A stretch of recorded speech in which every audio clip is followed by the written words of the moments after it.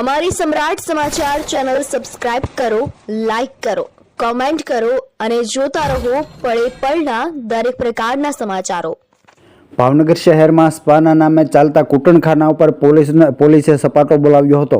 ભાવનગર શહેરના વિવિધ વિસ્તારોમાં આવેલા સ્પા સેન્ટરો ઉપર ભાવનગર પોલીસ દ્વારા કાર્યવાહી હાથ ધરવામાં આવી હતી અને સ્પાના નામે ચાલતા ગોરખ ધંધા ઉપર પોલીસે તવાઈ બોલાવી હતી। ભાવનગર શહેરના 4 જેટલા સ્પા સેન્ટરો ઉપર પોલીસ દ્વારા કાર્યવાહી કરવામાં આવી હતી, જેમાં ભાવનગરના ઈવા સુરભી મોલમાં આવેલા 2 સ્પા સહિત કુલ 4 જેટલા સ્પા ઉપર પોલીસે દરોડા પાડ્યા હતા। ઈવા સુરભી મોલમાં આવેલા 2 સ્પા સેન્ટર ઉપરથી યુવતીઓ અને ગ્રાહકોને ઝડપી લેવામાં પોલીસને સફળતા મળી હતી।